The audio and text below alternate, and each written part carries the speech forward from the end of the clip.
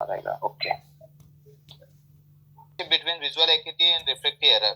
ठीक है, तो हमारा ऑटोरेफ कैसा भी हो, कितना भी बेकार नंबर दे रहा है, पर आपको कंपैरिजन करना है आपके विजुअल एक्यूटी, जो पेशेंट की विजुअल एक्यूटी उसका, और आपके ऑटोरेफ का जो नंबर दिया है उससे।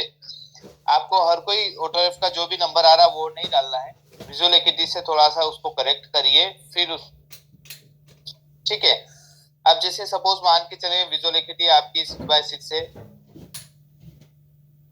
ठीक है, या 20/20 मान के चले, तो उस पेशेंट को हो सकता है कि 0.25 का थोड़ा बहुत एरर दिखाई दे, आपका ऑटोरेफ दे, तो हमें देने की कोई जरूरत नहीं है। अगर उस पेशेंट को ऐसी कोई दिक्कत नहीं है, हेडेक की ऐसा कोई प्रॉब्लम नहीं है, तो देने की कोई जरूरत नहीं है। तो इसके बाद पेशेंट का विजन आ गया है 6/9, ठीक है, या 20/30। इसको अगर कन्वर्ट करेंगे 6/9 को 20/30 हो जाएगा। ये फीट में है और मीटर में 6 में मीटर में। तो यहाँ देखेंगे आप, अगर उसको कोई स्फेरिकल होगा प्लस या माइनस का तो 0.5 आएगा, अगर कोई नंबर होगा तो वो -1 या +1 सिलेंड्रिकल नंबर आ जाएगा। ठीक है, प्लस माइनस दोनों में से कोई भी नंबर हो सकता है। तो स्फेरिकल रहेगा वो आधा और सिलेंड्रिकल नंबर रहेगा 1। तो ऐसा कोई पेशेंट आपके पास में आया और उसका विजन 6/9 है, आपने उसका ऑटोरेफ किया और ऑटोरेफ में बता रहा है 1 नंबर, तो हमें 1 नंबर नहीं डालना है, 0.25 या 0.5 से स्टार्ट करना है। ठीक है, हो सकता है 0.5 जैसे डालेंगे 6/6 हो जाएगा, या सिलेंड्रिकल नंबर डालेंगे तो 0.5 या 0.75 में 6/6 हो जाएगा, सिलेंड्रिकल नंबर भी इतना ही आएगा। अब इसमें आप 1 या 1.5 सिलेंड्रिकल नंबर नहीं डाल सकते अगर 6/9 है विजन, तो आपको इससे कोरिलेट करना है कि आपकी विजुअल एक्यूटी और आपका एआर दोनों एक दूसरे को कंबाइन करने पर ज्यादा तो नहीं आ रहा है नंबर आपका विजुअल एक्यूटी के अकॉर्डिंग, तो ये आपको ध्यान देना है।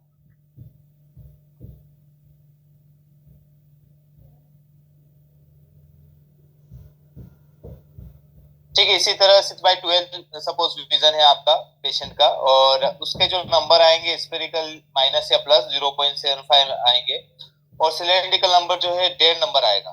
ठीक है, देखिए स्फेरिकल का जस्ट डबल जो है सिलेंड्रिकल का जस्ट हाफ स्फेरिकल होता है, तो इसको जस्ट डबल करेंगे हम तो कितना आ जाएगा, 1 आ जाएगा। ये 1 आपका सिलेंड्रिकल नंबर आ गया। कोन को जस्ट डबल करेंगे 2 कर देंगे इसको, तो 1.5 आ गया है। ठीक है, और इसी 1.5 को डिवाइड करेंगे 2 से तो 0.75 आ जाएगा। तो सिलेंड्रिकल का हाफ स्फेरिकल होता है और स्फेरिकल का डबल सिलेंड्रिकल होता है।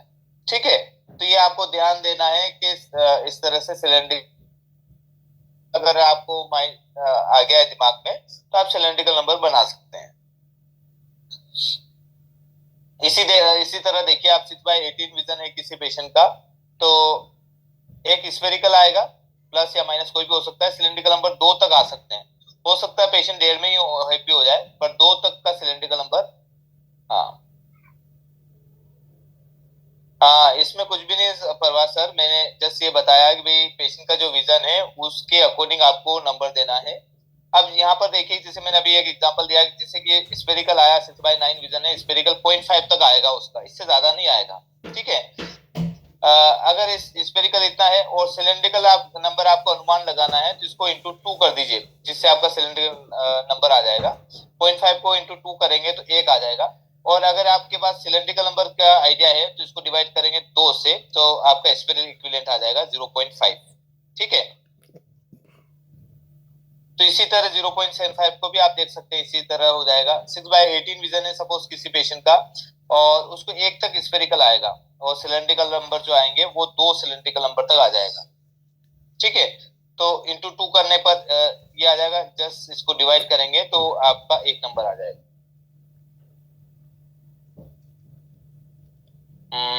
एक क्वेश्चन आया है, एक बार इसको देख लेते हैं। सपोज 0.5 हुए है तो सिलेंड्रिकल 1 से ज्यादा नहीं आएगा। हाँ देखिए, 1 से ज्यादा, हाँ ये हम विजुअल एक्यूटी से कंपैरिजन कर रहे हैं कि विजुअल एक्यूटी मान के चले 6/9 है। ठीक है, तो अगर इसमें ओनली सिलेंड्रिकल नंबर पेशेंट को देंगे तो 1 से ज्यादा सिलेंड्रिकल नंबर नहीं आएगा। बिल्कुल राइट। ठीक है, तो इस 0.5 अगर आपका स्पेरिकल, अगर स्पेरिकल की बात करें कि पेशेंट को ओनली स्पेरिकल नंबर आ रहा है तो 0.5 से ज्यादा नहीं आएगा। ठीक है, तो आधा नंबर से ज्यादा नहीं आएगा।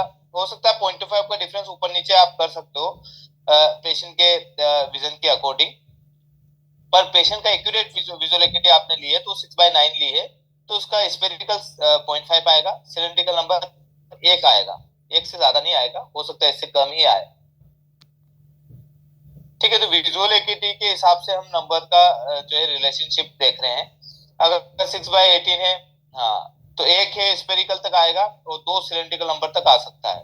ठीक है, अगर विजन इतना है तो इतना ही सिलेंड्रिकल नंबर आने का चांस है। 6/24 है तो 1.5 स्पेरिकल तक आ सकता है, 3 सिलेंड्रिकल नंबर तक आ सकता है। 6/36 है किसी का विजन और उसका देखेंगे 2 स्पेरिकल तक आएगा। कोई पेशेंट आपके पास में आया होगा मायोपिक और उसको आप पढ़वाएंगे तो 6/36 पढ़ पा रहा है, 6/24 नहीं पढ़ पा रहा है। नहीं, ये फोगिंग मेथड नहीं है सर, फोगिंग मेथड नहीं है, this is not fogging method. ये जस्ट एक अनुमान लगाना है आपको। जैसे सपोज मान के चले आपने आपके किसी सीनियर किसी का नंबर लिया है और आपको सीनियर से रीचेक कराने गए और जैसे सीनियर ने देखा 6/9 है और आपने 1.5 सिलेंड्रिकल नंबर दे रखा है 90 डिग्री, तो वो उसी टाइम गलती पकड़ लेगा। ठीक है, कि 6/9 विजन है, 1.5 सिलेंड्रिकल नंबर है, कहीं कहीं इसमें एरर है, ये रॉन्ग है। ठीक है, उसने बिना चेक किए, पेशेंट का नंबर भी नहीं चेक किया है, पेशेंट को देखा भी नहीं है, फाइल देखते ही उसने बोल दिया कि इसका रीचेक करवाइए, या डॉक्टर के पास फाइल पहुंच गई पे इसका रीचेक कराइए, ये इतना नहीं हो सकता डिफरेंस। ठीक है, तो हम कैसे पकड़ते हैं, विजुअल को स्पेरिकल से करते हैं और इसको कैच कर लेते हैं कि भाई आपने गलत रिफ्लेक्शन कर रखा है। ठीक है, इस तरह से आप अनुमान लगा सकते हैं। या फिर मान के चले ये सिलेंड्रिकल की बात हुई, इसी तरह स्पेरिकल में भी देखेंगे हम कि आपने इसी को स्पेरिकल 1.25 नंबर दे रखा है, -1.25। ठीक है, डायोप्टर दे रखा है, ये भी रॉन्ग हो गया है, इसको भी रीचेक करने के लिए भेजना पड़ेगा कि आपने जो रिफ्लेक्शन किया है वो गलत किया है।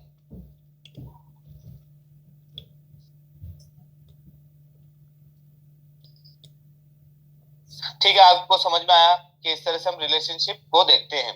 इसी तरह आप यहाँ पर देखेंगे 6/60 विजन है किसी का तो उसको 2 से 3 जो है नंबर आएंगे और सिलेंड्रिकल नंबर जो है >5 या 4 तक सिलेंड्रिकल नंबर आ सकता है।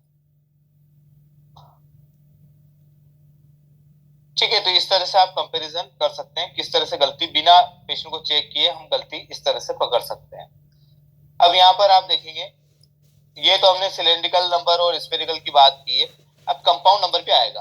कंपाउंड नंबर के हम क्या करेंगे, ये स्पेरिकल को 2 भागों में डिवाइड कर दीजिए आप। तो 2 भागों में मैंने एक ये स्पेरिकल कर दिया है और दूसरा ये स्पेरिकल कर दिया है। ठीक है, ये 2 भाग में डिवाइड कर दिया है। अगर मैं बोलूं कि भाई इसके 2 टुकड़े करिए, 500 के 2 टुकड़े करेंगे तो 250 आ जाएगा। इस तरह से ही इसके 2 टुकड़े कर दिए अपने। ठीक है, तो यहाँ पर 25-25 आ जाएगा। तो हमने क्या किया कि एक संख्या को हमने स्पेरिकल मान लिया।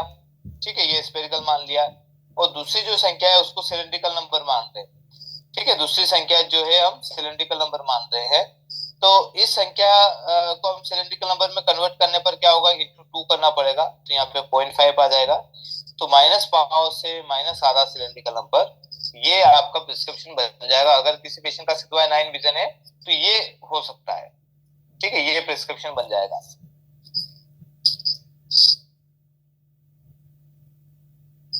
या हो सकता है कि भाई 0.75 ही सिलेंड्रिकल नंबर आए, ऐसा भी हो सकता है 0.5 ना आए, ये भी कॉम्बिनेशन जम सकता है। ठीक है, इसका थोड़ा सा और हिस्सा इसमें आ गया है तो 0.75 बच गया है। तो ये प्रिस्क्रिप्शन आपका बन सकता है। ठीक है, ये समझ में आया कि ये कंपाउंड नंबर इस तरह से बनेंगे अगर किसी को कंपाउंड है। अभी हमने स्पेरिकल और सिलेंड्रिकल की बात की है, और अगर कंपाउंड की हम बात करेंगे तो कंपाउंड इस तरह से आप लिख सकते हैं। इसी तरह 0.75 के भी 2 टुकड़े कर लीजिए आप, तो इसमें 0 समथिंग कुछ आएगा, 7 आएगा, मान के चले 0.37 आ गया है। तो एक को तो हमने स्पेरिकल मान लिया जो कि 0.25 कर लीजिए, 0.37 आएगा नहीं।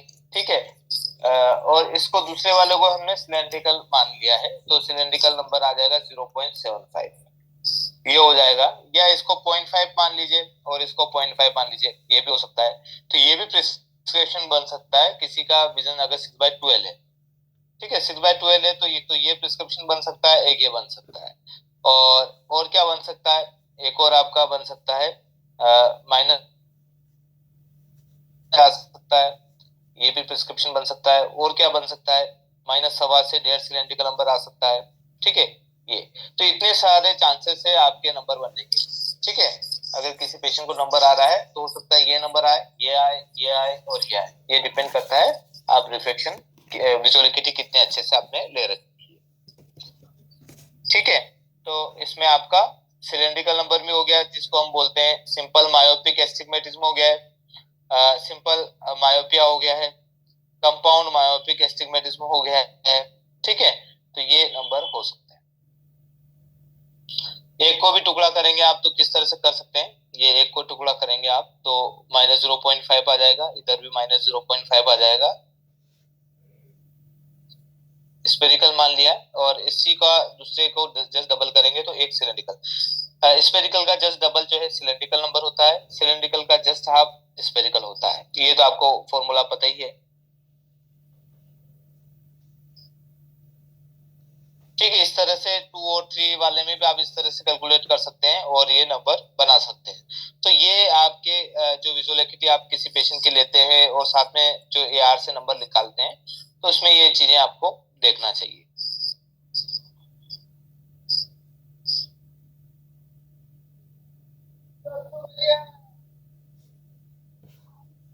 जो क्लासेस है उसमें हमें क्या समझना है कि जो रिफ्लेक्शन है सब्जेक्टिव और ऑब्जेक्टिव रिफ्लेक्शन हम किस तरह से कॉन्फिडेंटली कर सकते हैं, उसमें आपको कहीं पे भी डाउट नहीं होना चाहिए या कहीं पे घबराहट नहीं है। जैसे आप पेशेंट के सामने हैं, नंबर ही समझ में ना आ रहा है, विजुअल एकिटी आपने कितना भी ट्राई कर लिया तो भी इंप्रूवमेंट नहीं हो रहा है, तो वहां घबराने की जरूरत नहीं है।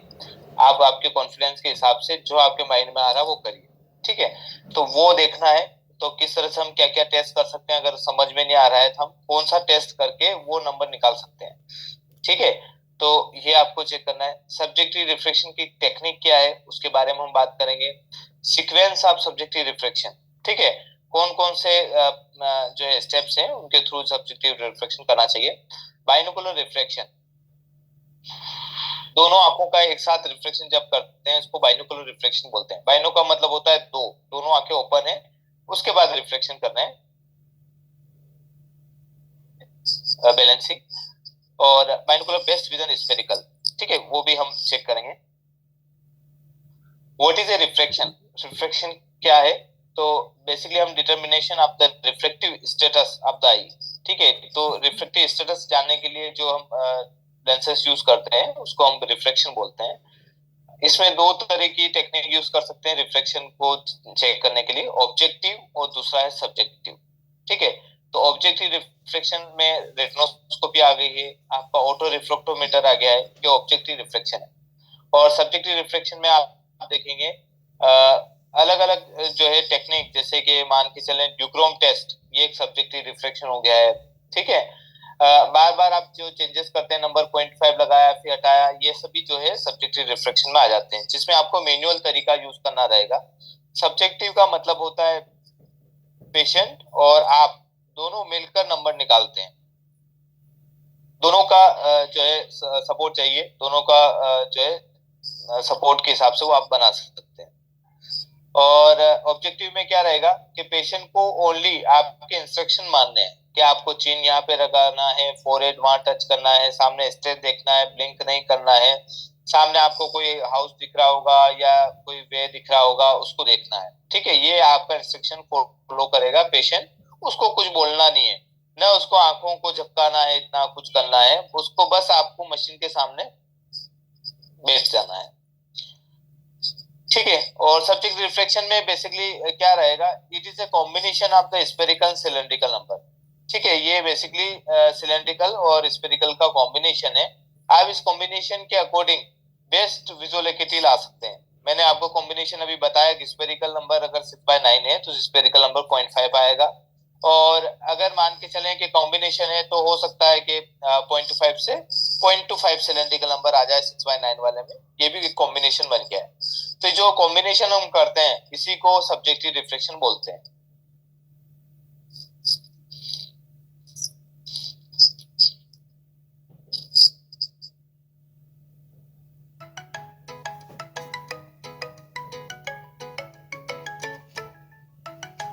तो रहना ही चाहिए, अगर दूर में आपने करेक्ट कर दिया एकोमोडेशन, तो पास में ऑटोमेटिकली जितना एकोमोडेशन हमें यूज करना चाहिए उतना ही एकोमोडेशन का काम करेगा।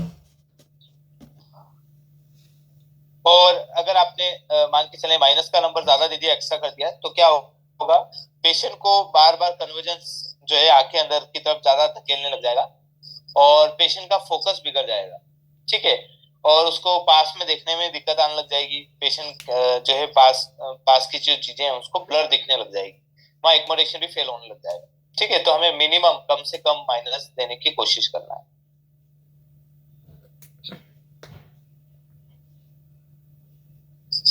अब यहाँ पर देखिए, आप वर्टेक्स डिस्टेंस का भी देखना है आपको। Vertex distance normal 12 to 14 mm रहती है और इतनी ही दूरी पर आपको ट्रायल फ्रेम लगाना है। स्पेशली हाई प्रिस्क्रिप्शन जो हाई नंबर है, 4 नंबर 5 नंबर, उनमें तो आपको देखना ही है वर्टेक्स डिस्टेंस। बाकी दूसरे नंबर में नहीं इग्नोर कर सकते हैं हम, कभी आप भूल गए तो कोई इश्यू नहीं है। पर अगर 3.5 4 नंबर है, उससे ऊपर है, तो उनमें आपको वर्टेक्स डिस्टेंस का कैलकुलेशन देखना है कि आपकी फ्रेम जो है ट्रायल फ्रेम है ज्यादा दूर पे तो नहीं है। और ये जो कॉम्बिनेशन है, इससे जो बेस विजुअल एक्यूटी लेंगे तो इससे एकोमोडेशन जो है वो रिलैक्स हो जाना चाहिए।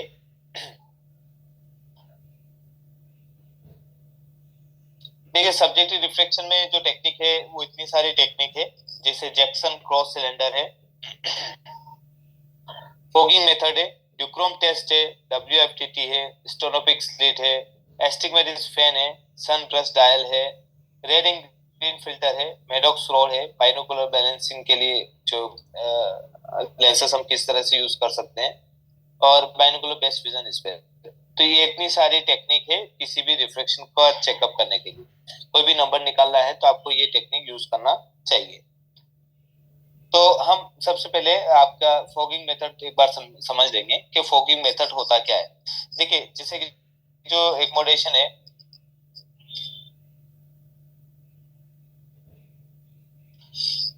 एकोमोडेशन है दो तरह से हम रिलैक्स कर सकते हैं। ठीक है, पहला तरीका क्या है, या तो आप आई ड्रॉप डाल के, ठीक है, इन आई ड्रॉप्स को क्या बोलते हैं हम, साइक्लोप्लेजिक ड्रॉप्स।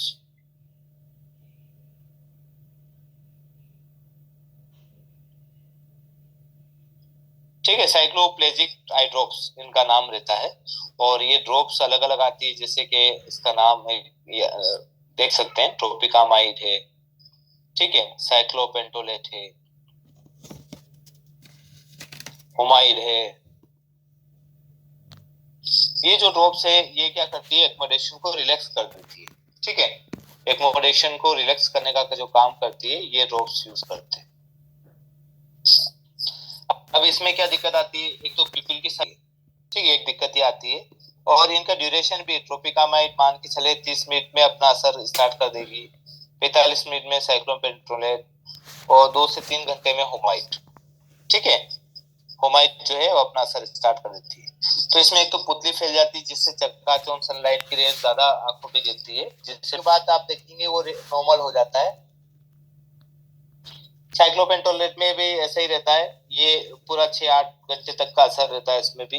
इसमें भी पेशेंट आंखें नहीं खोल सकता है, धूप में दिक्कत आती है, चकाचौंध, क्योंकि प्यूपिल जो है वो ज्यादा बड़ी हो गई। होमाइड पे भी इसी तरह का रहता है, पर इसका असर ज्यादा समय तक के लिए रहता है। और इसका कोई साइड इफेक्ट भी होता है?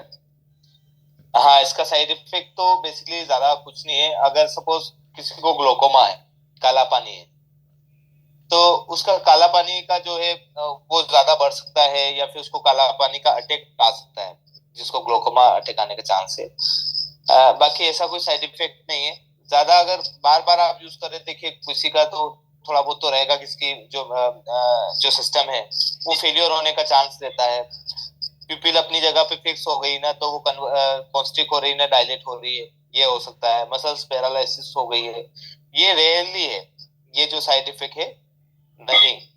हाँ, ये ऑप्टिशियन, हाँ, कोई भी आई ड्रॉप, देखिए जस्ट जनरल नॉलेज की बातें कर रहे हैं हम, ये आपके नॉलेज के लिए हम बात कर रहे हैं, आपको यूज नहीं करना है। मैं एक तरीका बता रहा हूँ कि ये ड्रॉप्स यूज में करते थे जो है डॉक्टर, और ये सभी जो हॉस्पिटल है वहां पे ये ड्रॉप्स यूज की जाती है।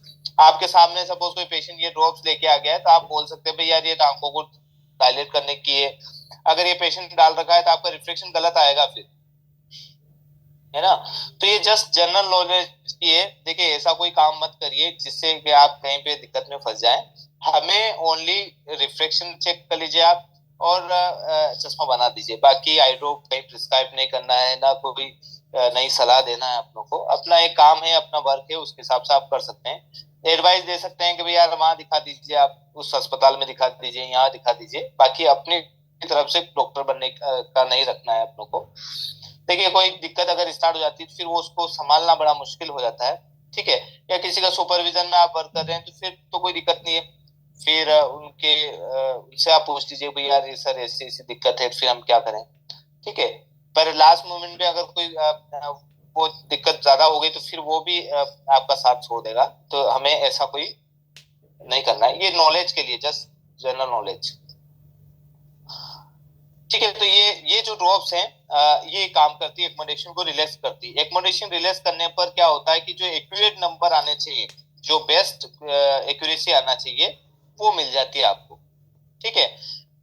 देखिए कोई भी पेशेंट का आप नंबर चेक कर रहे हैं, मान के चलें ये XYZ पेशेंट आया आपके पास में और इसका नंबर चेक कर रहे हैं, ठीक है। तो ये पेशेंट 6/6 पढ़ रहा है। अब ये आंखों पे हो सकता है कि थोड़ा सा जोर लगा के, जो लेंस नॉर्मल इतना होना चाहिए, ये नॉर्मल पर्सन का है, ठीक है। पर ये पेशेंट जो है जिसको रिफ्रेक्टिव एरर है, इसने जोर लगा दिया थोड़ा सा, आंख पे जोर लगाकर, और ये अपना जो पेशेंट है उसने 6/6 यूज कर लिया। तो हो सकता है ये आंख पे जोर लगाकर इसमें एक्मोडेशन यूज कर लिया है, एक नंबर का एक्मोडेशन यूज कर लिया, 1 डायप्टर का एक्मोडेशन यूज कर लिया, ठीक है। तो वो 6/6 हो गया। और ये पेशेंट जब पास में देखेगा तो N6 पढ़ने में दिक्कत आएगी। क्यों आएगी? क्योंकि एक नंबर का एक्मोडेशन तो वहां यूज कर लिया है, यहाँ पर 2 डायप्टर तक का ही एक्मोडेशन वो कर पा रहा है। यहाँ हमें चाहिए 3 डायप्टर का एक्मोडेशन, पर ये 2 ही डायप्टर तक का एक्मोडेट कर पा रहा है। एक नंबर का डायप्टर का एक्मोडेशन तो उसने ऊपर दे दिया है दूर के विजन, ठीक है। तो इस पेशेंट को फिर आप देखते हैं भैया दूर की तो अच्छी निगाह है, पास में जो है N6 नहीं हो पा रहा है, और जैसे आपने देखेंगे एडिशन +1 देंगे और पेशेंट N6 हो जाएगा, ठीक है। और इस पेशेंट की एज मान के चले 33 है, 32-35 साल है। देखिए एज का भी पुराने लोगों को तो अनुमान नहीं रहता है, बाकी अभी नए में सबको पता है कि मेरी इतनी एज हो गई है, उसको एज का भी पता नहीं है, फिर भी आपने देख लिया, ठीक है। तो आप सोचेंगे कि पेशेंट तो बोल रहा है भाई मैं 40 साल का हूँ तो यही नंबर होगा, तभी इसके +1 आ रहा है, दूर में तो आराम से आ रहा है, ठीक है। तो हम कैसे जजमेंट करेंगे कि ये जो नंबर है वो एक्यूरेट है या नहीं है? तो वो जो आई ड्रॉप्स मैंने बताई थी आपको, वो आई ड्रॉप्स क्या करती है कि इस लेंस को रिलैक्स कर देती है, बिल्कुल रिलैक्स इस तरह की अवस्था लेके आ जाती है। इसमें जितना भी ताकत लग रही है मसल्स की, उसको रिलैक्स पैरालिसिस कर देती है एक समय के लिए, थोड़े समय के लिए। तो ये नंबर में अब जो नंबर आएगा दूर का, हम जब रिफ्लेक्शन करेंगे तो यहाँ का जो नंबर एक्यूरेट है वो हमें दिख जाएगा। हो सकता है इस पेशेंट को 10 नंबर आए प्लस का, ठीक है, ऐसा भी हो सकता है। तो ये जो 10 नंबर आ रहा है तो ये जो है एक्मोडेशन को रिलैक्स करने के बाद दिया जाता है। अब 1.5 नंबर का मतलब ये पूरा 1.5 नंबर नहीं डालते हैं, उसके जो दवाई है उसका भी एक नंबर रहता है, उसको डिटेक्ट करना पड़ता है, ठीक है। जैसे आपने साइक्लोपेंटेलेट यूज कर रखी है, पेशेंट को 1.5 नंबर आ रहा है, तो ऑटो रिफ्रेक्टोमीटर में मान के चले AR में, ये अपनों को नहीं करना है, जस्ट नॉलेज के लिए मैं बता रहा हूँ आपको। तो उसके लिए हम 1 माइनस करते हैं, साइक्लोपेंटोलेट यूज करिए तो 1 माइनस कर दीजिए आप, ठीक है। उसके बाद जो वर्किंग डिस्टेंस होना चाहिए 0.5, जो भी आप जितनी दूरी से ऑटो रिफ्लेक्टोमीटर कर रहे हैं उसका भी 0.5 ऐड कर माइनस कर दीजिए। तो ये 1.5 नंबर हो गया। तो इस पेशेंट को 0 है नंबर, ऑटो रिफ्लेक्टोमीटर बता रहा 1.5 नंबर, पर पेशेंट का जो नंबर है वो 0 है, ठीक है। ये तो ऑटो रिफ्लेक्टोमीटर जो है वो जितनी दूरी का यूज कर रहा है उसका नंबर हटाया, और ये साइक्लोपेंटोलेट का यूज किया। हाँ, इसमें मैंने ये बताया सर, एक बार रिपीट कर देते हैं। ये नॉर्मल पर्सन है, नॉर्मल पर्सन क्या है कि वो तो 6/6 रीड कर लेगा, और बाकी जब कोई पेशेंट जिसको रिफ्रेक्टिव एरर है वो एक्मोडेट करके रीड कर लेता है, दवाई डाल के इस एक्मोडेशन को रिलैक्स कर दिया जाता है, और रिलैक्स करने के बाद मान के चले उसको 1.5 नंबर आ रहा है +1.5, ये 1.5 नंबर आ गया है, ठीक है। अब ये जो नंबर आया है ये का यही उसके करेक्ट नहीं आएगा, उसमें आपको क्या करना पड़ेगा, साइक्लोपेंटोलेट का जो है 1 नंबर माइनस करेंगे तो आपके पास बच जाएगा 0.5, और इसका वर्किंग डिस्टेंस का भी कुछ नंबर जो है माइनस करेंगे तो आपके पास हो जाएगा 0.25। ठीक है, वर्किंग डिस्टेंस जो है अलग अलग होती है। एआर की एग्जांपल के हिसाब से मैं बता रहा हूँ 0.5 समथिंग आप माइनस कर सकते हैं। ठीक, 0.5 और माइनस कर लीजिए तो ये 0 आ जाएगा। तो इसको कोई भी नंबर नहीं है एक तरह से। ठीक है, और किसी पेशेंट को आप जैसे मान के चलिए किसी को 2.5 नंबर आ रहा है इसी तरह का है तो -1 तो साइक्लोपेंटोलेट का हो गया, आधा नंबर जो है आपका एआर का हो गया, 1.5 प्लस एक और बचा हुआ है। ठीक है, +1 बचा हुआ है। तो ये नंबर जो है उस पेशेंट का एक्यूरेट नंबर है। इतना एक नंबर का जो है एक्मोडेशन यूज कर रहा है पेशेंट। ठीक है, और इसी पेशेंट को अगर बिना दवाई डाल के आप दिखाएंगे तो 6/6 रीड करेगा। ये पेशेंट अगर आप बोलेंगे भाई यार वो बिना दवाई के बुलाया उसको और चेक करने का बोला भाई सामने देख के पढ़ो आप, तो वो पूरा ही पढ़ रहा है। ठीक है, 6/6 रीड कर रहा है। दैट मीन्स कि एक नंबर का एक्मोडेशन यूज कर रहा है और नियर में उसको एक नंबर का एक्मोडेशन नहीं मिलता है तो उसको दिक्कत आने लग जाती है, फिर नियर विजन उसका भी ब्लर होने लग जाता है। सर नियर में ही जो है वो नियर ही में तो चलेगा ये प्लस का, दूर डिस्टेंस में थोड़ी चलेगा। नहीं, डिस्टेंस में चलेगा। उसमें क्या रहेगा, जैसे मैंने आपको बताया कि कोई अगर कोई पेशेंट आया मान के चले और वो पेशेंट क्या कर रहा है कि दूर में आपने उसको दिखाया वो 6/6 रीड कर लिया उसने। हाँ, ठीक है, मानना हो ये मान लिया आपने, और जब पास का दिखाया तो ये पेशेंट एनएटी रीड कर पा रहा है। हाँ ठीक है, पेशेंट की एज है 30 साल। हाँ समझ गया। ठीक है, 30 साल है। अब क्या हुआ कि ये पेशेंट अपने को पास में देखने के लिए 3 नंबर का एक्मोडेशन चाहिए। हाँ ठीक है, अब क्या हुआ कि इस पेशेंट ने 1 नंबर का जो है एक्मोडेशन यहाँ पे यूज कर लिया है दूर देखने के लिए। ठीक है, बाकी बचा हुआ 2 एक्मोडेशन यहाँ पे लगाता है पर एनएटी पढ़ पाता है। फिर हम सोचते हैं कि भाई यार इसको तो एडिशन ईयर का पावर आ गया होगा, 30 साल की एज है, और फिर हम क्या करते हैं कि भाई दूर में तो कोई नंबर नहीं देते हैं, 0 हो गया और एडिशन +1 दे देंगे इसको। ठीक है, ऐसा होता है ना कई बार। पहले 0.75 लगा देंगे ना अगर उससे आ गया नियर में। आप पर पास में कुछ भी नंबर दे रहे हैं, 0.5 दे रहे हैं या 1 नंबर दे रहे हैं, 1.5 नंबर दे रहे हैं, वो तो आपकी प्रोसेस है, उसको 0.75 से बनाओ, 1 बनाओ, सवा करो। पर एक एग्जांपल से हम बात कर रहे हैं। ठीक है, तो ये 30 साल की एज में इसको नंबर आ गया तो ऐसा क्यों हुआ भाई? 40 साल की एज तक में आना चाहिए, हमारी साइंस तो ऐसी बोलती है। 38 में आने लगा रहता है, 35 लग जाता है। हाँ, तो ये 35-36 में भी जो नंबर आया है तो वाकई में आपका प्रेसबायोपिक करेक्शन है या हाइपोमेट्रोपिक करेक्शन है, उसको पहचानने के लिए ये दवाई डाल के हम चेक करते थे। ठीक है, हाँ, तो आई ड्रॉप आप डालेंगे तो एक नंबर जो है एक्मोडेशन का वो रिलैक्स हो जाएगा। फिर पेशेंट जो है 6/6 रीड नहीं कर पाएगा, वो पेशेंट पड़ेगा आपका 6/12 या 6/9 के आसपास पड़ेगा जब हम डिस्टेंस में पढ़वाएंगे दवाई डाल के आंखों में। तो फिर हम +1 जैसे डालेंगे उसका तो 6/6 हो जाएगा। ठीक है, तो दूर में उसका नंबर आ रहा है ना कि पास में आ रहा है, तो दूर का जैसे आप करेक्ट कर देंगे तो पेशेंट दूर में भी 6/6 हो जाएगा और नियर में भी n/6 हो जाएगा। ठीक है, अब क्या हुआ कि आई ड्रॉप जो है ये तो आपको समझ में आ गया है ना? ठीक है, तो बेसिकली क्या होता है कि जैसे आई ड्रॉप आप यूज कर रहे हैं और आई ड्रॉप का एक नया जो है इसका ऑप्शन अपने पास आ गया है, फॉगिंग। ठीक है, फॉगिंग मेथड हम यूज करेंगे। आई ड्रॉप हम कोई यूज नहीं कर पाते हैं क्योंकि ये ओनली डॉक्टर्स और हॉस्पिटल के लिए अलाउ है, हमारे लिए अलाउ नहीं है। ठीक है, तो हम इसकी जगह आप फॉगिंग मेथड यूज कर सकते हैं। फॉगिंग मेथड भी वही काम करती है जो कि आई ड्रॉप काम करती है। आई ड्रॉप में थोड़ा सा ज्यादा सिक्योर मिलेंगे हम, क्योंकि फॉगिंग में हो सकता है कुछ एरर, ह्यूमन एरर आ सकता है, आई ड्रॉप में नहीं आता है। ठीक है, तो फॉगिंग मेथड में हम प्लस का कैसे यूज करेंगे कि जैसे वही पेशेंट अपना 30 साल का और दूर में 6/6 रेट कर रहा था, पास में पढ़वा रहे थे, n8 यूज कर रहा है, तो हमें पता है कि यार ये एक्मोडेशन ही यूज कर रहा होगा क्योंकि इसकी एज तो 30 साल ही है और 35, 38, 40 साल में नंबर आना चाहिए। ठीक है, तो हम क्या करेंगे, इस पेशेंट को 1.5 नंबर से या 1.25 नंबर से हम फॉगिंग स्टार्ट कर देंगे। 1.5 नंबर से प्लस का जो फॉगिंग हम स्टार्ट करते हैं 1.5 नंबर से। ठीक है, और माइनस का जो फॉगिंग स्टार्ट करते हैं हम कम से कम नंबर से 0.5, फिर उसके बाद 0.5 पे जाएंगे, फिर 0.75 पे जाएंगे। तो माइनस का हमेशा लोअर से स्टार्ट करेंगे और प्लस का हमेशा हायर से स्टार्ट करेंगे। ठीक है, हाई नंबर हम स्टार्ट करेंगे। पेशेंट का विजन 6/6 है और इसको प्लस डेढ़ नंबर डाल दिया आपने डायरेक्टली। अब क्या होगा, इस पेशेंट का जो विजन है वो ड्रॉप हो जाएगा। वो पहले 6/6 था अनएडेड, ठीक है, अनएडेड कुछ भी नहीं डाला हुआ है, तब 6/6 था। अब ये पेशेंट जो है 6/12 पर पहुंच गया है, डायरेक्टली उसका विजन जो है रिड्यूस हो गया है। अब आप क्या करेंगे, इस डेढ़ की जगह आपको सवा नंबर डालना है, धीरे धीरे इस नंबर को कम करना है, ठीक है।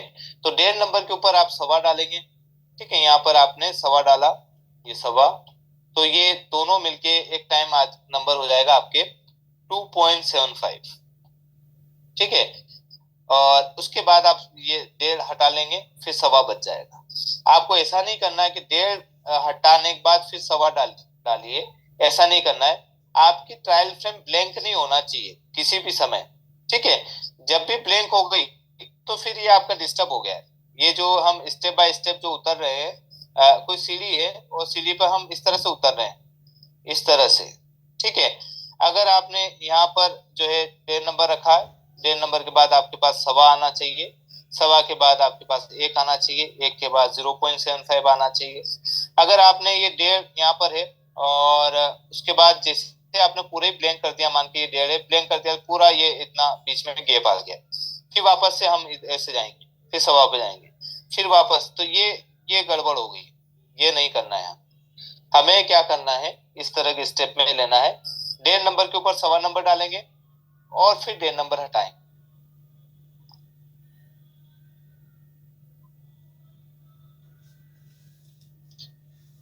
ठीक है, ये सबको समझ में आ रहा होगा। तो हमारा जो विजन है पेशेंट का जो 6/9 पर आ गया है, ठीक है।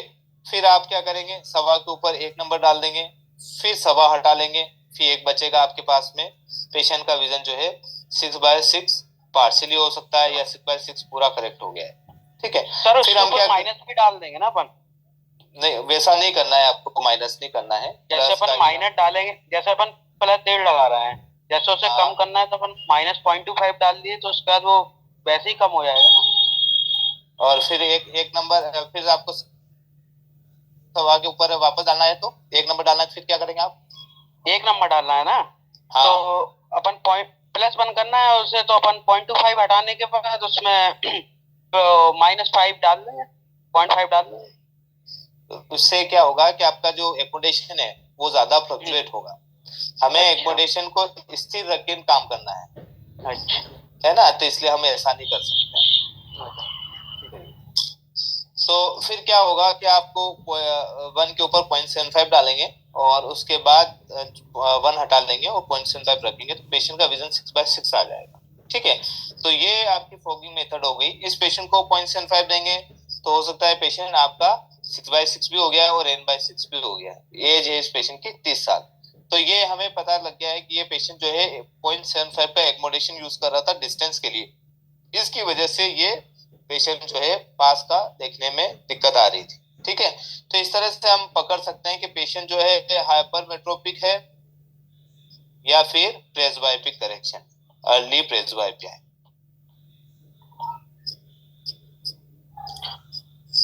ठीक है, ये समझ में आ गया? किसी को कोई डाउट तो नहीं है इसमें? फॉगिंग मेथड ये इस तरह से हम यूज करेंगे, ठीक है। और सपोज अगर ऐसा कुछ रहता है कि किसी पेशेंट को, ये तो हमने जनरल बात की कि जिसके कुछ भी नंबर नहीं है, 0-0, ठीक है, किसी के 0-0 नंबर है, उसके ऊपर आपने डेढ़ नंबर डाल दिया। हाँ, बहुत बढ़िया से डेढ़ नंबर डाल दिया। 0-0 जिसका विजन 6/6 है, उसके ऊपर डेढ़ नंबर आपने करके 6/12 लेके आ गए, ठीक है, ये कोई इशू नहीं है। पर किसी का प्रिस्क्रिप्शन मान के चलेंगे आपको AR एक नंबर दे रहा है, ठीक है, और इसका भी तो एकोमोडेशन यूज कर सकता है, एक नंबर ऑलरेडी वो है, उसके ऊपर भी एकोमोडेशन यूज कर सकता है। तो ऐसे पेशेंट में क्या करना है आपको, इसका विजन जो है 6/6 आ गया है, ठीक है, तो इसके ऊपर हम डेढ़ नंबर को डाल देंगे।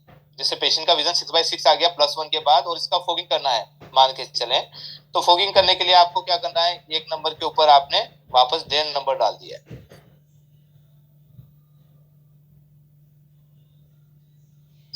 किसका स्पेरिकल नंबर आ रहा है +1 और 6/6 से, तो आपने क्या करना है कि एक नंबर के ऊपर डेढ़ नंबर डाल देंगे, एक नंबर वही कांस्टेंट रहेगा, उसके ऊपर आपको ये डेढ़ नंबर की जो आपने फोगिंग स्टार्ट करी थी अभी जस्ट, वैसा इस डेढ़ नंबर के साथ करते रहिए आप, फिर हो सकता है एक टाइम जैसे कि 1.5 के ऊपर सवा रखिए, सवा के ऊपर 1 रखिए, 1 से फिर 0.75 रखिए, फिर 0.5 रखिए।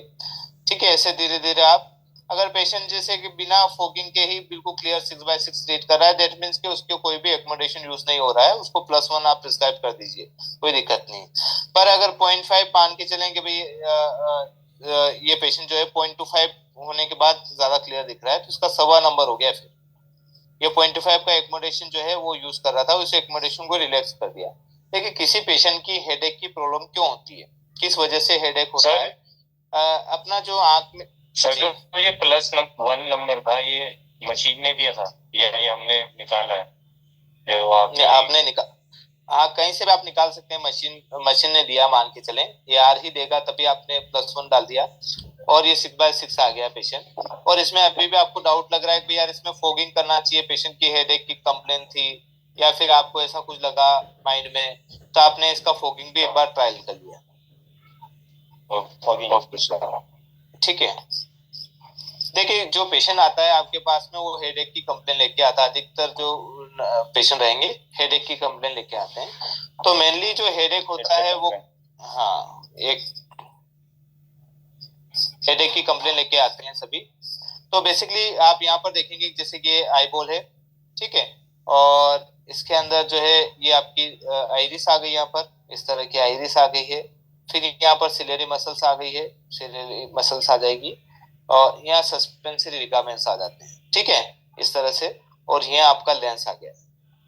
तो क्या होता है कि जिससे कि +1 मैंने आपको बताया है,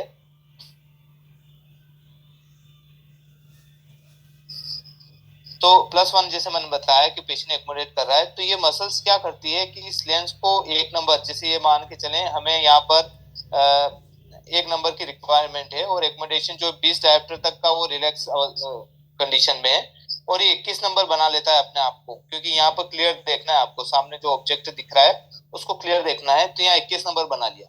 अब 1 नंबर का एकोमोडेट ये बार बार एकोमोडेट करता रहता है, बार बार इस लेंस के ऊपर प्रेशर डालता है, लेंस अपनी सिलेरी मसल्स, तो इस लेंस को थिकर करके रखती है। तो ये मान के चलिए 10 मिनट में तो कोई दिक्कत नहीं आएगी, 20 मिनट में कोई दिक्कत नहीं आएगी, 1 घंटा हो सकता है, किसी पेशेंट का अच्छा स्टेमिना है तो वो 1 घंटे तक बिल्कुल आंख के ऊपर प्रेशर रख के कर सकता है। ठीक है, फिर एक समय के बाद उस पेशेंट का जो है ये मसल्स टायर्ड हो जाएगी। ये मसल्स टायर्ड होने की वजह से क्या होगा कि उसको हेडेक स्टार्ट हो जाएगा। ठीक है, जैसे कि मान के चलें कि आपको मैंने 500 ग्राम का कोई भी वेट दिया है हाथ में, और आपको बोल दिया भाई इसको पकड़ के खड़े रहना है, और 10 मिनट में भी कोई इश्यू नहीं आया, 20 मिनट में भी नहीं आया है, हो सकता है 1 घंटे में आपको थोड़ा सा पेन हो आपके हाथों में, ठीक है, 2 घंटे में आप बोलेंगे भाई यार सर ये हटा दीजिए, अब मेरे से नहीं उठ सकता है, आपने आपके छोड़ दिए भाई यार मेरे को नहीं करना ऐसा। तो यही अपनी दिक्कत अपनी आंख में भी आती है। ठीक है, आधा 1 घंटा 2 घंटे तक तो मसल्स ने काम कर ली, फिर टायर्ड हो गई, फिर वो शट डाउन हो जाती है, और शट डाउन होते ही पूरा हेडेक स्टार्ट हो जाता है पेशेंट का। तो मेन हेडेक की जो कंप्लेन आती है एक्कोमोडेशन की वजह से आती है।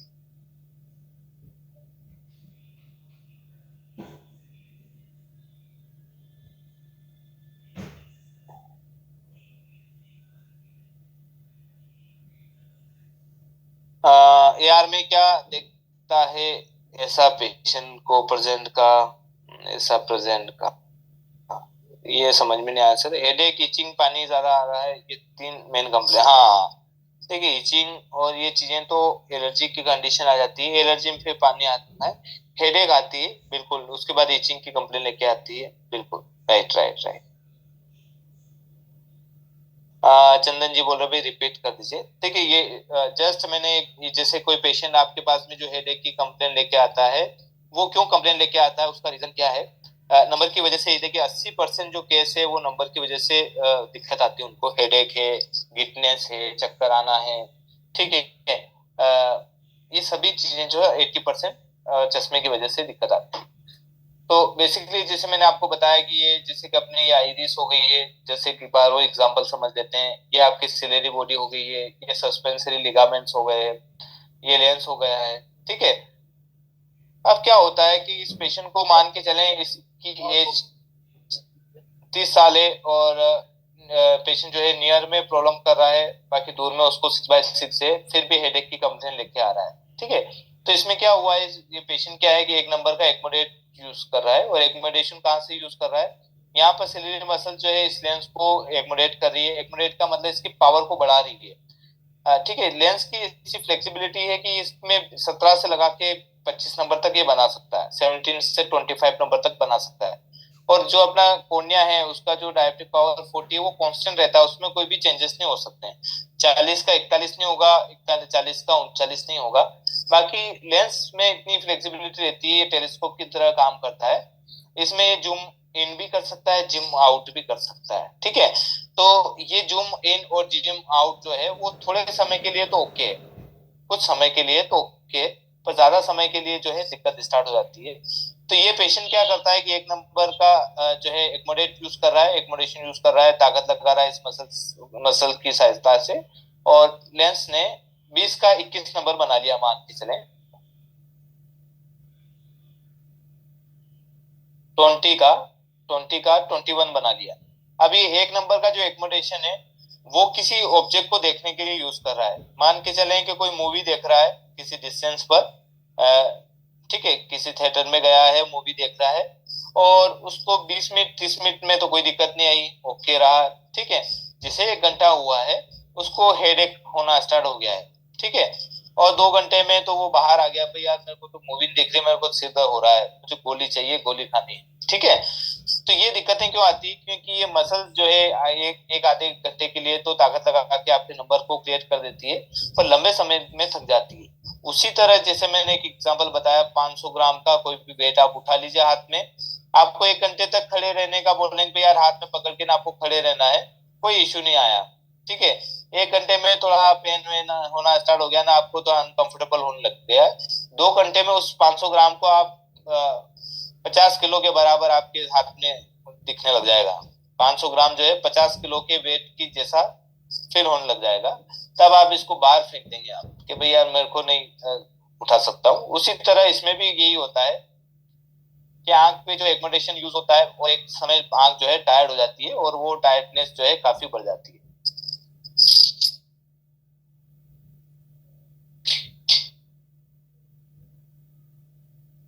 ठीक आया सर समझ में आपको?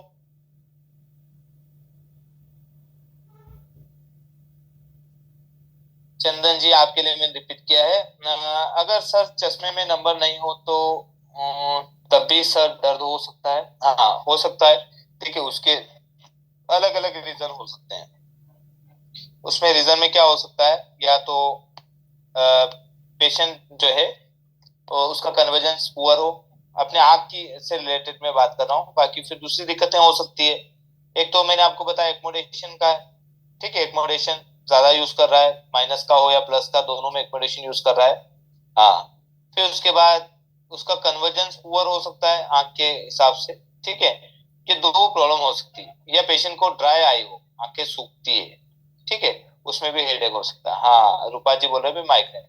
हाँ फिर उसके बाद अगर फिजिशियन के पास जाएगा तो उसमें हो सकता है कि उसको माइग्रेन हो, ठीक है, या फिर कोई घर में कोई टेंशन चल रही हो, या कोई ट्यूमर हो, सिर में कहीं ट्यूमर आ गया है, या कोई हेमरेज हो रखा हो, ठीक है, या ब्लड प्रेशर ज्यादा हो, हाइपर टेंशन हो, ये बहुत सारी दिक्कतें आ सकती है। आंखों से रिलेटेड ये दिक्कतें हो सकती है उसको। या आप चश्मे का नंबर ओवर करेक्शन लगा रहा हो, ऐसा भी हो सकता है। आप किसी महानुभाव ने नंबर ज्यादा दे दिया हो, 1 नंबर चाहिए था माइनस का, उसको 1.5 दे रखा हो, ठीक है, ये भी दिक्कतें आ सकती है।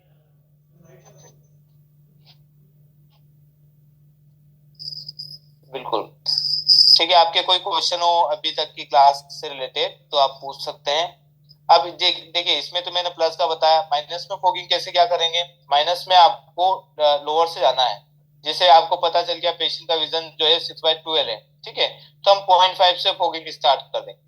0.5 लगाएंगे, फिर पेशेंट से पूछेंगे, फिर 0.75 लगाएंगे। अब इसमें ऐसा नहीं करेंगे कि 0.5 के ऊपर हम 0.75 लगाएंगे फिर 0.5 हटाएंगे। इसमें ब्लैंक कर दीजिए फ्रेम को। फ्रेम को एक टाइम जो ट्रायल फ्रेम है उसमें कुछ भी नहीं होना चाहिए। एक टाइम 0.5 लगा लिया, फिर ब्लैंक हो गया है, फिर 0.75 लगाया है, ठीक है, इस तरह से आप धीरे धीरे नंबर बढ़ाते जाएंगे। आपको ऐसा नहीं करना है कि जैसे कि 0.5 है, इसके ऊपर आपने 0.5 डाल दिया, फिर उसके बाद ये हटा के फिर उसके बाद 0.5 डाल दिया। देखिए, हटाने की प्रोसेस तो वैसे ही है, आपको हटाना है, ये एक टाइम आपको थोड़ी सुविधा मिल गई है, ठीक है। ऐसा नहीं करना है, आपको 0.5 लगा दिया है, 0.5 को पूरा हटा दीजिए, ब्लैंक हो गई पूरी टाइल फ्रेम, उसके बाद 0.75 लगाना है, फिर ब्लैंक हो गई, फिर एक नंबर डालना है, फिर ब्लैंक हो गई, फिर सवा डालना है, ठीक है। इस तरह से आपको प्रोसेस करना है माइनस में, और प्लस में तो मैंने आपको बता ही दिया है। तो इस तरह से हम कम से मिनिमम नंबर, देखिए अपना रूल्स क्या बोल रहा है कि प्लस का जो नंबर है फुल करेक्ट करिए, प्लस में फुल करेक्शन दीजिए, और माइनस में मिनिमम नंबर दीजिए। माइनस का ओवर करेक्शन की वजह से पेशेंट को बहुत सारे हेडेक की प्रॉब्लम आ जाएगी, कन्वर्जेंस की प्रॉब्लम आ जाएगी, ठीक है, स्क्विंट होने लग जाएगा पेशेंट को। ये सभी दिक्कतें जो है माइनस के नंबर में स्टार्ट हो जाएगी।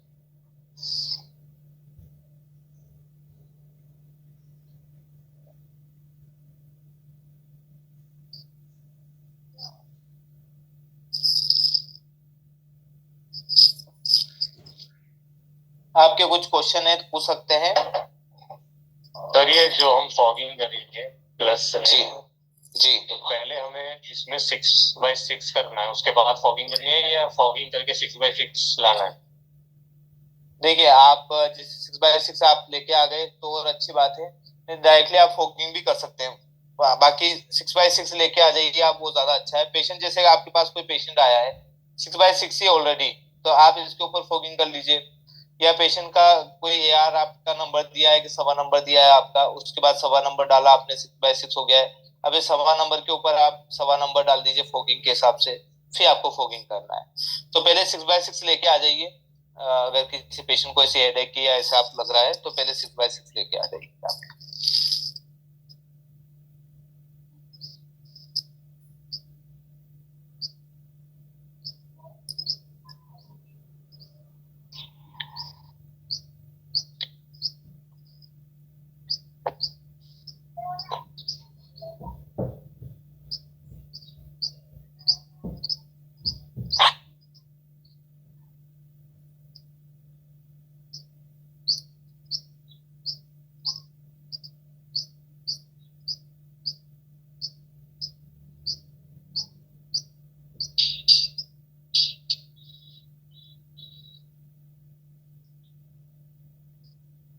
जस्ट सेकेंड, एक सेकेंड दीजिए आप मुझे।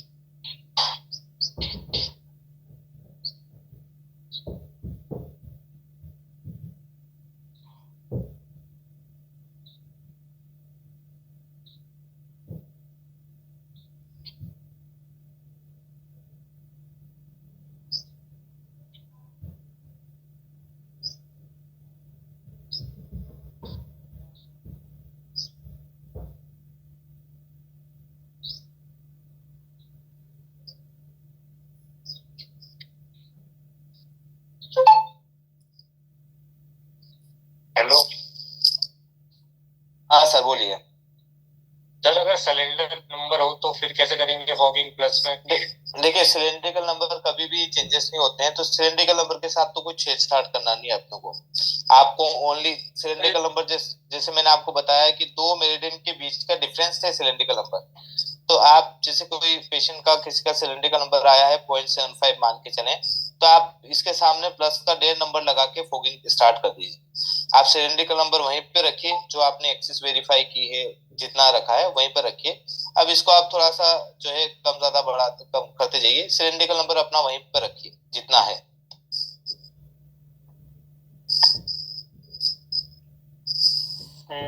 ये लाया ये कैसे? जी, आई ड्रॉप्स डालने के कितने टाइम बाद आई टेस्ट करते हैं सर? देखिए,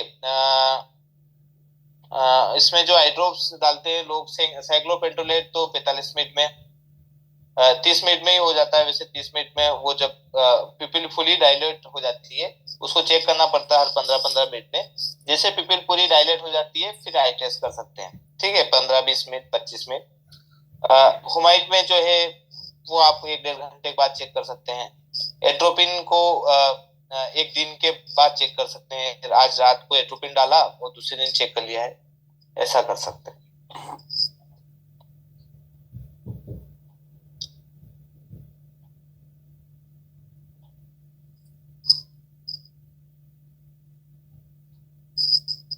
ये ड्रॉप डालने का पूछा था सर। डायलेटेड ड्रॉप डालने के बाद डॉक्टर पावर,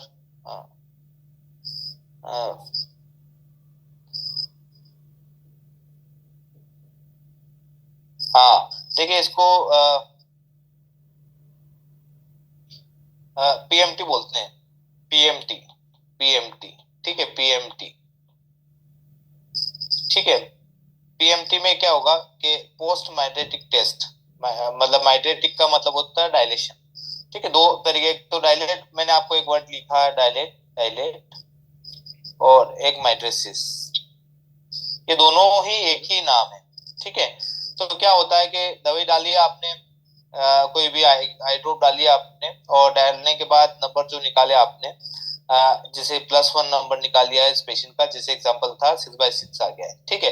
अब इस पेशेंट को 2 दिन या 1 दिन के बाद वापस कॉल करते हैं, जिसको पीएमटी बोलते हैं, पोस्ट माइड्रेटिक टेस्ट, ठीक है। पोस्ट माइड्रेटिक मतलब माइड्रेशन करने के बाद, डायलेशन करने के बाद जो चेक करते हैं, ठीक है। तो फिर हम क्या करते हैं, इस पेशेंट को उस दिन फॉगिंग मेथड करते हैं इसके ऊपर, ठीक है। फॉगिंग मेथड मतलब कि जो नंबर आया वो पूरा पूरा डालती है यहाँ पे एक नंबर।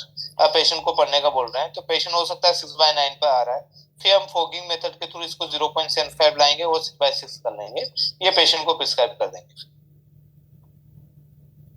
ठीक है। तो 1 दिन या 2 दिन के बाद जब उसका असर खत्म हो जाता है फिर देते हैं नंबर, तो उसको पीएमटी बोलते हैं, पोस्ट माइड्रेटिक टेस्ट बोलते हैं।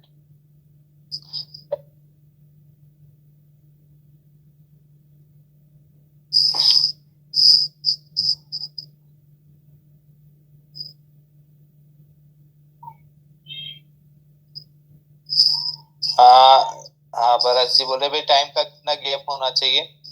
अगर आपने दवाई डाल के जांच करी है किसी ने, उसके बाद 1 दिन के बाद आप उसको बुला सकते हैं। वैसे यूजुअली 2 दिन के बाद बुलाना चाहिए, ताकि पेशेंट पूरा ही रिलैक्स हो गया है, एक्कोमोडेशन पूरा वापस वर्किंग करने लग गया है।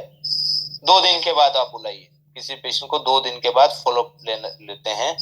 और ड्रॉप डालने के बाद 30 मिनट के बाद उसका चेकअप करना चाहिए, 30 मिनट आफ्टर डायलेशन। जब तक कि पिपिल डायलेट नहीं हो जाए तब तक ऐसा देखते हैं। जब सर किसी को क्रॉस कंपाउंड नंबर आता है तो +1 से -2, तो सर दूर का विजन 6/6 है, पर जमीन में गड्ढा टाइप से दिखता है। हाँ ठीक है, गड्ढा टाइप से दिख रहा है, दैट मीन्स के तो क्या समस्या आ सकती है, +1 से -2 सील, ठीक है। एक्सिस है 135, एक तो एक्सिस आप वेरीफाई करिए। सेकंड, फर्स्ट ये है कि उसका ऑप्टिकल सेंटर एक बार देख लीजिए। और थर्ड थिंग है कि जो चश्मा है, फ्रेम है, वो थोड़ा सा क्लोज रखिए पेशेंट के चेहरे के।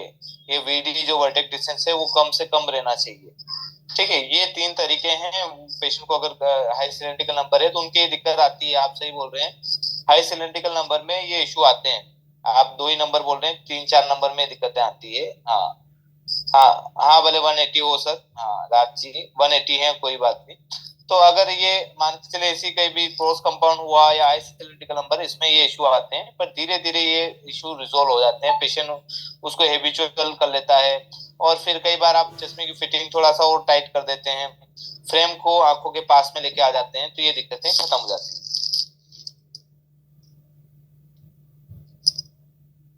सर एक मेरा क्वेश्चन है रिगार्डिंग प्रोग्रेसिव, अभी एक बना है चश्मा और पेशेंट को प्रॉब्लम आ रही है उसमें, नियर और डिस्टेंस, मतलब नियर और डिस्टेंस में कोई प्रॉब्लम नहीं है, इंटरमीडिएट में प्रॉब्लम आ रही है। ऑफिस में काम करते हैं, फाइल उनको ठीक से नहीं दिख रही है, अच्छा, उनका चश्मा लगाने का तरीका ये है कि एकदम ऊपर लगाते हैं वो। तो उनका जो पीडी वीडी लिया गया था वो उसी पोजीशन में लिया गया था जी। अब वो बोल रहे हैं कि मुझे हल्का सा ऊपर करना पड़ता है तब जाके मुझे फाइल दिखती है। तो ये अरे, कोई solution है इसका? ये रीडिंग जो दिख रही है वो थोड़ा सा ऊपर चश्मा करना पड़ता है तब जाके पास का दिखता है उनको, ऐसा? इंटरमीडिएट का पर फाइल का मतलब कंप्यूटर के अंदर देख रहे हैं वो? मतलब पेपर फाइल। पर पेपर फाइल जी हाँ, तो पेपर फाइल तो I think sir near working distance में आ रही होगी आई थिंक। वो बोल रहे हैं पेपर और मोबाइल और ये सब पढ़ते हैं तो सब ठीक है, बट फाइल पे काम करते हैं तो, या मतलब उन्होंने जो एक्सप्लेन किया जो मुझे समझ में आया कि इंटरमीडिएट में ही उन्हें दिक्कत आ रही है। उनको शॉर्ट कॉरिडोर का प्रोग्रेसिव दिया था। तो सर इनके वर्टिंग डिस्टेंस आप कम कर दीजिए, नोज प्लेट को काफी ओपन कर दीजिए, आप क्लोज मत रखिए, काफी ओपन कर दीजिए। जितनी वर्किंग डिस्टेंस जितनी कम रहेगी उतना ज्यादा अच्छा रिजल्ट आ जाएगा। साथ में पेंटोस्कोपिक टिल्ट भी दे देंगे सर। सर नोज पैड उठाने से भी तो हो जाएगा। हाँ, ये चश्मा एकदम ऊपर नोज पैड हाँ ऊपर पहनते हैं ना, तो नोज पैड उठा दीजिए उसके, तो ऊपर उठ जाएगा वो थोड़ा और फिर आ जाएगा नियर में भी, और सही दिखेगा फिर उसके बाद जो होता है ना। नहीं, अगर नोज पैड उठाएंगे मतलब फैलाएंगे या उठाएंगे तो ऊपर की तरफ बाहर की तरफ जाएगा ना। आप बाहर की तरफ खींचेंगे ना तो नियर विजन आपका नीचे वाला ऊपर आ जाएगा ना फिर वो। बेसिकली उनको इंटरमीडिएट में प्रॉब्लम आ रही, रीडिंग में प्रॉब्लम नहीं आ रही, नियर में कोई प्रॉब्लम नहीं आ रही है। पेशेंट को इंटरमीडिएट जोन में प्रॉब्लम आ रही, इस वाले जोन में प्रॉब्लम आ रही है। तो उसके लिए उनको मुझे ऐसा लगता है कि यहाँ का जो विजुअल फील्ड है काफी कम मिल रहा है उसको, पेशेंट को, उसको शॉर्ट कॉरिडोर दिया है किसी उस पेशेंट। हाँ, तो ये डिस्टेंस क्लियर है, नियर भी क्लियर है, इंटरमीडिएट प्रॉब्लम आ रही है। तो इंटरमीडिएट में हम ये कर सकते हैं सर कि एक तो जो वर्टेक्स डिस्टेंस है थोड़ी सी कम कर दीजिए आप। तो ये थोड़ा सा क्लोज आ जाएगा, तो ये जो एरिया है जो जिसको पेशेंट कम मिल रहा है और उसकी वजह से प्रॉब्लम आ रही है, तो ये एरिया थोड़ा और बढ़ जाएगा उसके लिए, बढ़ जाएगा जी। तो ये कर लीजिए, या फेस फॉर्म रेप दे दीजिए अगर आपके पास ये इतना नहीं है कि यार इतना हम ऑलरेडी क्लोज है, इतना वीडी हम नहीं ला सकते हैं, तो फेस फॉर्म दे दीजिए आप, थोड़ा सा कर्व देख कर लीजिए इसको। अच्छा, ओके, ये तो ट्राई करते हैं, देखते हैं क्या होता है। हाँ, ये ट्राई करिएगा। ठीक है सर। Yes sir.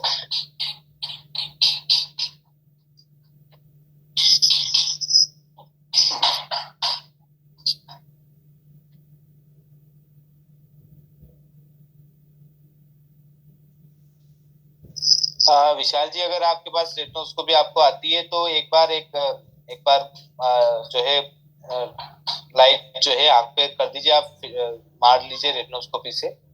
रेटिनोस्कोपी जो है एक्यूरेसी में थोड़ा सा ज्यादा है एआर के मुकाबले, है। ये रेटिनोस्कोपी जो है एक्मोडेशन को खत्म कर देती है, बाकी एआर जो है एक्मोडेशन को एब्जॉर्ब कर लेता है कहीं ना कहीं। देखिए, एआर एक आपको सहूलियत है, एक सपोर्ट है आपके पास में। जैसे देखिए एआर के सामने जैसे आपने थोड़ा भी ब्लिंक किया, उसने कुछ सिलेंड्रिकल नंबर दे दिया है, आंख थोड़ी सी भी वाइब्रेट हुई, सिलेंड्रिकल नंबर दे दिया है। और एआर जो है, देखिए बेसिकली हम 6 मीटर की डिस्टेंस क्यों रखते हैं, ठीक है, ये 6 मीटर की डिस्टेंस क्यों रखते हैं, आप किसी को पढ़वाते हैं आप 6x6, तो बेसिकली एक्मोडेशन को रिलैक्स करने के लिए कि भैया इतनी दूरी पे कोई भी देखेगा तो उसका एक्मोडेशन काम नहीं करेगा। जैसे पास में आते जाएंगे एक्मोडेशन काम करना स्टार्ट हो जाएगा, यहाँ पर एक्मोडेशन काम करेगा, यहाँ पर लग जाएगा, यहाँ पर। बाकी ये इन्फिनिटी जब जाएगा तब एक्मोडेशन काम नहीं करता है, इसलिए 6 मीटर की डिस्टेंस दी गई है कि यहाँ पर पेशेंट का एक्मोडेशन काम नहीं करेगा, इससे नीचे जाएंगे हम तो एक्मोडेशन काम करने लग जाएगा। Okay sir. तो है ना sir? Yes sir, thank you. Okay, thank you sir. Okay sir.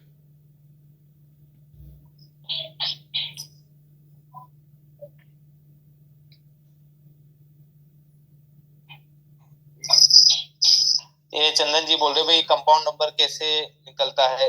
Compound number sir उसी तरह निकलेगा, आपका यार जो नंबर दे रहा है उसके ऊपर फिर आप कुछ देखिए, कोई भी नंबर आप देते हैं तो उसमें ये सावधानी रखें कि सबसे पहले आपको एक्सिस वेरीफाई करना है। कोई भी यार ने कोई नंबर दिया, मान के चले चंदन जी, कि जैसे कि 0.5 से -0.5 आया, सीधा आया है और आपके 100 डिग्री आई है ना।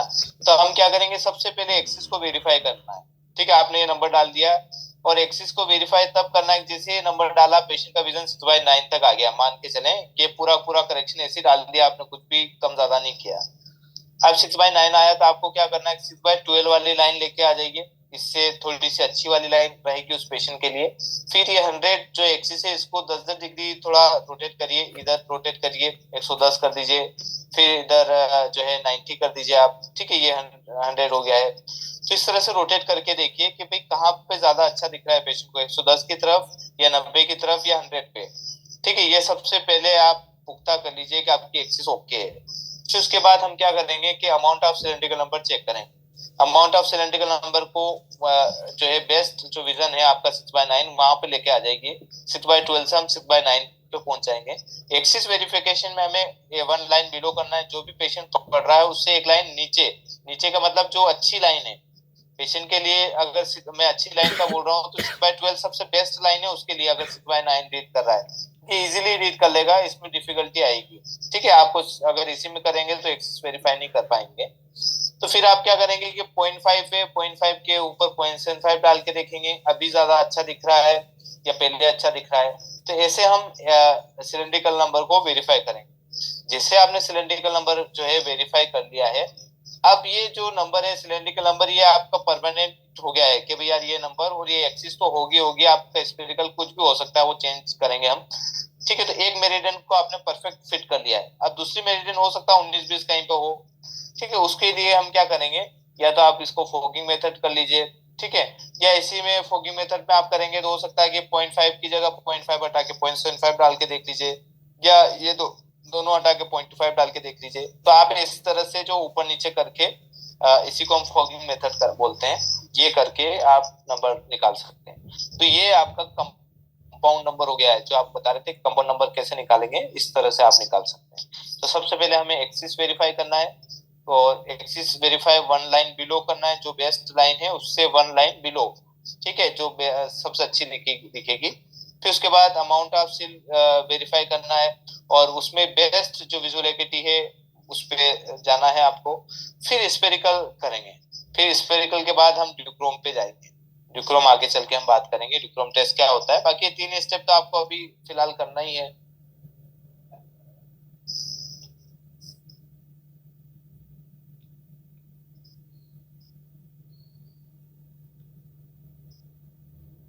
सर पहले एक्सिस, फिर उसके बाद आपका अब amount of cylindrical number, cylinder, फिर उसके बाद स्पेरिकल। स्पेरिकल, यस सर, ये आपको प्रोसेस यूज करना है। ठीक है सर जी। राज शाह बोल रहे भाई उसको कैसे ठीक करेंगे। बेसिकली इसके लिए काउंसलिंग देना पड़ेगी सर आपको। उसको टाइमिंग रखिए, आप इंटरवल में आप उसको यूज करने का बोलिए। अगर आपके सिलेंड्रिकल की एक्सिस और सभी ओके है तो उसको काउंसलिंग करनी पड़ेगी कि आप आधा घंटा लगाइए सर आज, और कल 1.5 घंटा लगाइए। धीरे धीरे धीरे आप लगाते जाएंगे, ये दिक्कतें खत्म होती जाएगी। ये सबके साथ होता है, आपके साथ ही नहीं हो रहा है, हर पेशेंट के साथ ये दिक्कत आती है। हम उसको काउंसलिंग करते हैं, फिर आप धीरे धीरे आप लगाते रहेंगे और धीरे धीरे ये दिक्कतें खत्म हो जाएगी। जब आपकी एक्सिस और ये सभी एक्यूरेट है, कोई दिक्कत नहीं है, तो फिर आप उस पेशेंट को इस तरह से काउंसलिंग करेंगे। फिर आप उसको 15 दिन के बाद वापस बुलाइए कि भाई अब कैसा दिख रहा है, अब कैसा क्या है। अब पेशेंट खुद ही बोलेगा मुझे हाँ अच्छा दिख रहा है, फिर भी उसको कोई दिक्कत है, फिर आपको कुछ सिलेंड्रिकल नंबर थोड़ा सा कम करना पड़ेगा। ठीक है, तो ये यूज करना पड़ेगा आपको। काउंसलिंग सबसे बेस्ट तरीका है किसी पेशेंट को सेटिस्फाई करने का। अगर आप अपनी जगह एक्यूरेट हैं, अगर कहीं पे भी दिक्कत है, फिर काउंसलिंग करने से कोई मतलब नहीं, फिर वो पेशेंट कहीं और चला जाएगा।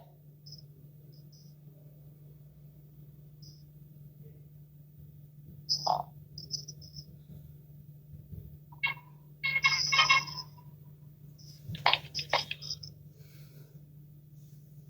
हेलो। हाँ जी मैम। सर किसी पेशेंट का नंबर -5.5 सिलेंडर 90 डिग्री एक्सिस है और एडिशन +2.5 स्फेरिकल है जी। इसमें एक्सिस रिवर्स हो जाएंगे सर? एडिशन कितना हो गया, 2.5? 2.5 सर। जी, तो इसमें एक्सिस का तो कोई रोल ही नहीं है, मतलब उनको ओनली नियर का बनाना है इसका। नियर का बनाना है सर। मैंने नियर का बना के दिया ना 180 डिग्री एक्सिस में सर, उसको क्लियर नहीं आ रहा विजिट। नहीं, इनका तो ऐसा ही आएगा, जैसे आप देखिए +2.5 से -5.5 90 डिग्री, ये इस तरह से आ जाएगा। हाँ जी, कोई बात नहीं, कोई बात नहीं सर, कर कोई बात नहीं, ओके जी, आधे घंटे में रेडी हो जाएगा सर। हाँ जी ठीक है, ये जैसे कि 2.5 से -5.5 180 कैसे करेंगे हम, 90 रहेगा इसका। और अगर इसको ट्रांसपोजिशन करेंगे तो भी नंबर उसी तरीके के आएंगे, क्योंकि ये क्रॉस कंपाउंड नंबर हो गया आपका।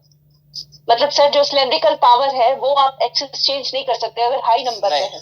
हाँ, हाई हो या किसी भी टाइप का नंबर हो, सिलेंड्रिकल एक्सिस सेम रहेगी जैसी है आपके डिस्टेंस में। सिलेंड्रिकल में कोई भी चेंजेस नहीं करेंगे हम, ओनली स्फेरिकल और डाल देंगे। आप जो राइट नंबर आ रहा है वो आप डाल देंगे आगे।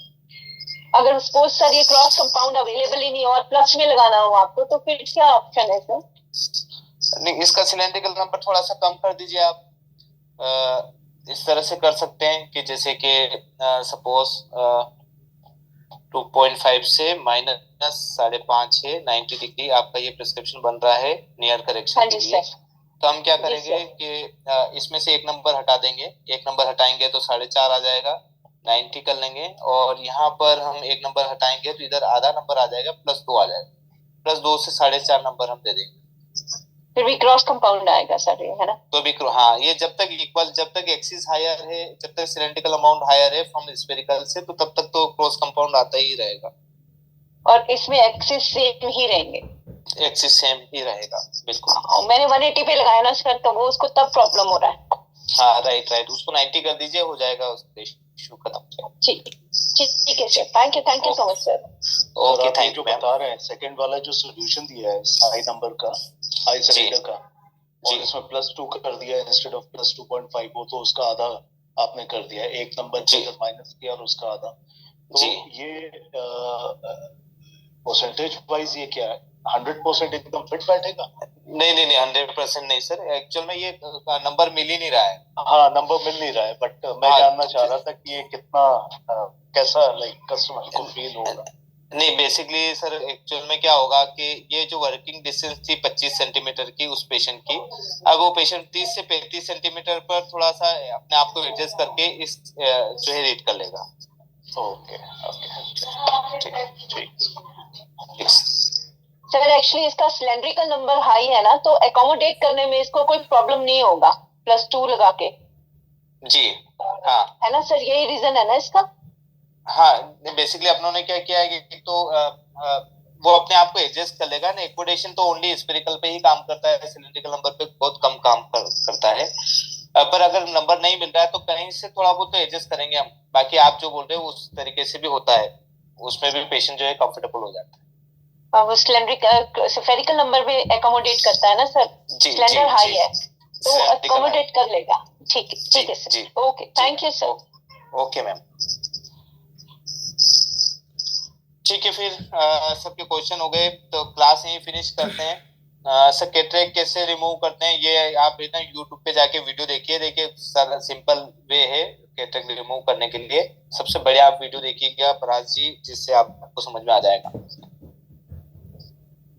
ठीक है, थैंक यू वेरी मच आज ज्वाइन करने के लिए। फिर हम राइट टाइम कल सैटरडे मंडे के दिन मिलते हैं। Thank you very much. थोड़ा नियर विजन का भी बता देना कैसे निकाल। जी, नियर विजन का कल मंडे को देखेंगे, बिल्कुल right. Thank you sir, thank you very much. Thank you sir, thank you ma'am, thank you Jay sir, thank you very much, thank you. ठीक सर, ठीक संस्कृति मैम। ओके सोना जी, हाँ थैंक यू मैम।